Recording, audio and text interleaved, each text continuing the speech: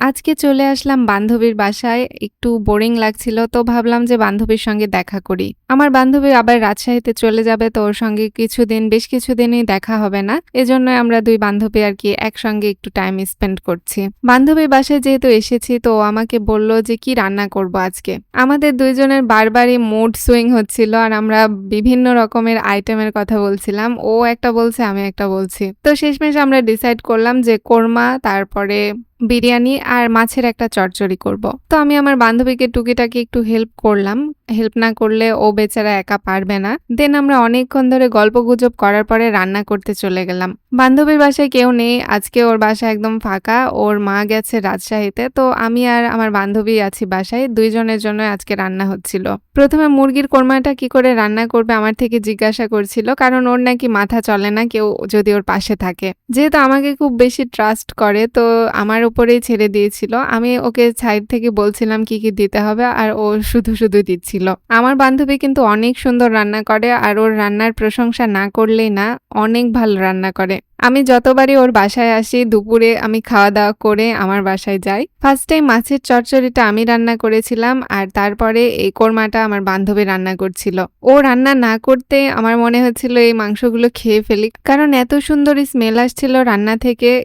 কি আর বলবো, মাশাআল্লাহ। বিরিয়ানিটা আমরা যৌথ প্রযোজনায় রান্না করেছি। ও আমার উপরেই দায়িত্ব দিয়েছিল। কিন্তু প্রেসার কুকারে আমি এর আগে কখনো বিরিয়ানি রান্না করিনি, আজকে ফার্স্ট। বাট মাশাআল্লাহ অনেক ভালো হয়েছিল। আর এই যে আমাদের কোরমার লাস্ট লুক, শেষমেশ আমি এর মধ্যে বেরেস্তা ছিটিয়ে দিলাম। বান্ধবী গেছে ওয়াশরুমে, ওয়াশরুম থেকে গোসল করে বের হলে আমরা ২ জন খেতে বসবো। আমরা আরেকজনকে ইনভাইট করেছি, সেটা হচ্ছে আমাদের আরেকটা ফ্রেন্ড, আলো ওর নাম। তো যাই হোক, ও আমার ফ্রেন্ডের ফ্রেন্ড, মানে আমি যার বাসায় এসেছি তার বেস্ট ফ্রেন্ড ও। এই হচ্ছে আমাদের রান্নার লাস্ট লুক। কি আর বলবো, মাশাআল্লাহ সব কয়টা আইটেম অনেক সুন্দর হয়েছিল।